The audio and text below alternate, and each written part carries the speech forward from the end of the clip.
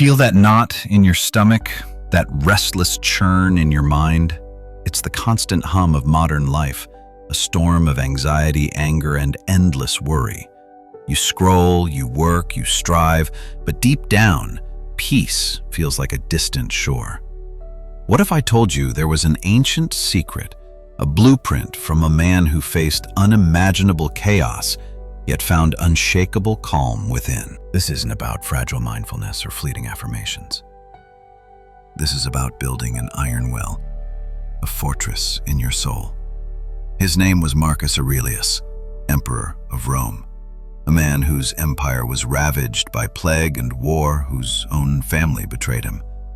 Yet he wrote not grand decrees, but humble notes to himself, a manual for emotional invincibility. Today, we're not just unveiling dusty philosophy. We're giving you 5 unconventional, battle-tested practices from the Stoics that will fundamentally transform your inner world. This is your chance to stop merely reacting and start mastering. This is Stoic Reason Forge. Are you ready to claim your peace? Let's begin with a practice that literally changes your scale of suffering. The Stoics called it the view from above, and it's a radical reframe. Imagine this. You're trapped in gridlock. Horns blare. Your anger flares, a hot, tight knot in your chest. The next email feels like a personal attack. That social media comment, it feels like the end of your reputation. Hold that feeling. Now close your eyes. Picture yourself lifting. You float above your car, a tiny dot on a vast highway. You ascend past skyscrapers, past buzzing cities, until continents sprawl beneath you. Then, the earth itself, a fragile blue marble, suspended in the silent, swirling darkness of the cosmos. From this dizzying height, where is your anger? Where is that searing insult?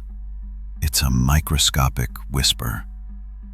The traffic, the emails, the comments, they are less than dust. Marcus Aurelius, the most powerful man in the world, regularly used this to cope with the burden of empire. When a war threatened to tear his world apart, he would literally write about the insignificance of human affairs from this celestial viewpoint. This isn't about denying your pain, but dissolving its tyrannical grip. It's understanding that your current emotional giant is, from the universe's perspective, merely a pebble. Our natural instinct is to avoid thinking about bad things. The Stoics said, lean into it. They called it Premeditatio Malorum, the premeditation of evils. This isn't pessimism, it's emotional bulletproofing. Think about your biggest current fear. Maybe it's losing your job, a relationship ending, or facing a serious health challenge.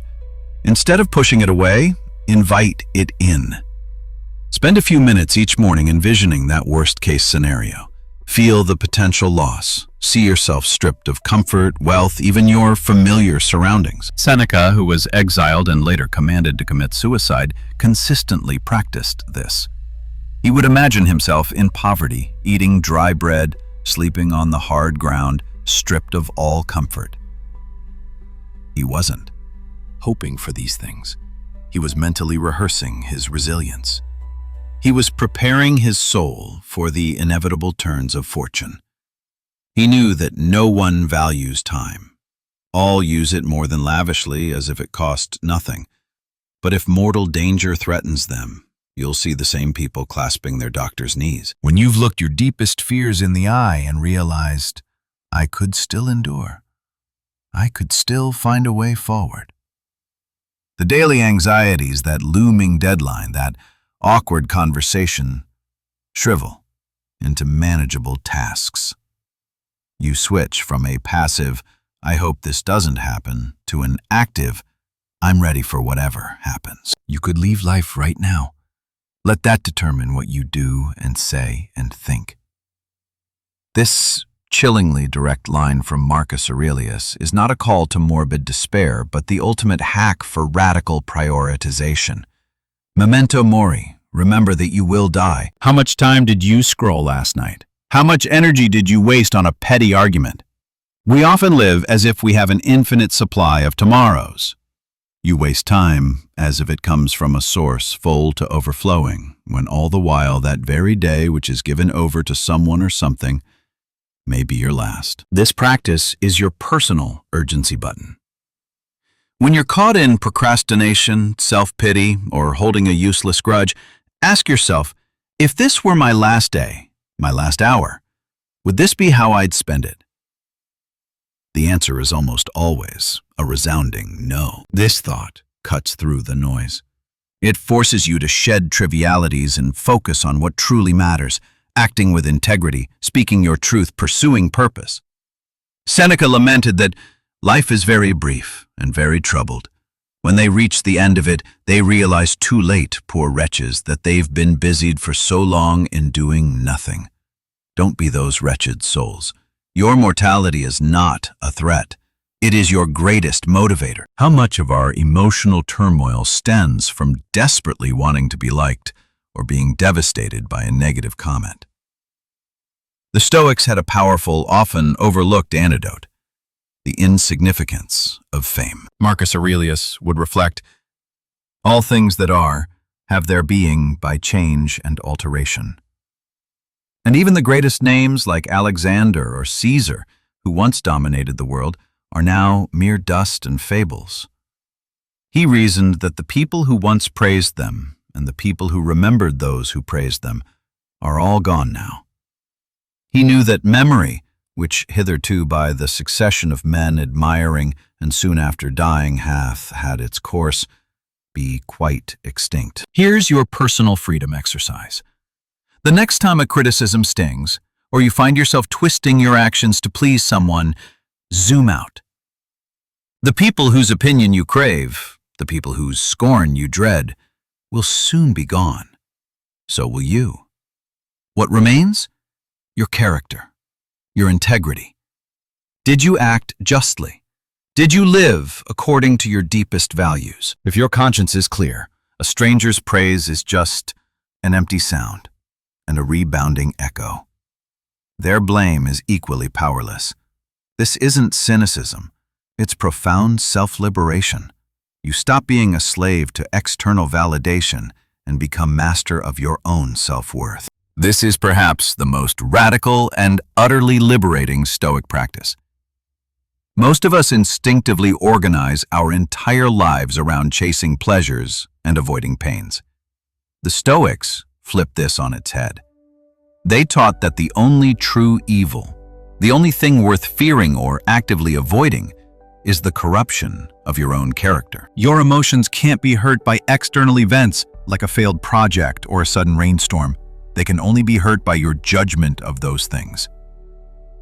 As Epictetus, the former slave who became a profound Stoic teacher, taught, it is not things that disturb us, but our judgment about things. So, the Stoic practice of aversion is this: stop fearing pain, poverty, criticism, or even death. These are natural events outside your control. Instead, redirect all that powerful aversion towards becoming unjust, cowardly, dishonest, or cruel. Instead of waking up and thinking, I hope I don't get stuck in traffic and ruin my morning, think, I will ensure I do not become an impatient, angry person today, regardless of the traffic. This isn't passive acceptance, it's active, aggressive self-mastery. This shift takes the battle from the external world, where you are often powerless, to your inner world, where you are absolutely sovereign. Your character is your only true possession, and therefore the only thing truly worth protecting. These 5 unconventional Stoic practices: the view from above, negative visualization, Memento Mori, the insignificance of fame, and Stoic aversion, aren't dusty academic theories. They are precise, powerful tools. They are the daily work of a true Stoic. The goal isn't to become emotionless, but to forge a mind so resilient, so clear, that it becomes an unshakable island of calm in any storm. Just like Marcus Aurelius, you have a kingdom to govern: your mind. The question is, Will you let it be tossed by every wave, or will you build your fortress? Start forging your reason today. Pick one practice from this video, perhaps the view from above next time frustration strikes, and commit to it. Experience the shift. Tell us in the comments below which of these practices resonates most with you, and which will you commit to trying first. Your journey to an unshakable mind begins now. If you found value in today's insights and want to keep forging a stronger mind, we'd be honored if you'd consider subscribing to Stoic Reason Forge. Join our community as we continue to explore ancient wisdom for modern challenges. A quick like on this video truly helps us reach more people who might be seeking inner calm. We deeply appreciate your support. And if you know someone who could use these tools to build their own inner citadel, please feel free to share this video with them. Together, we can spread the power of Stoic reason. Thank you for watching. Live wisely. Live unshakably.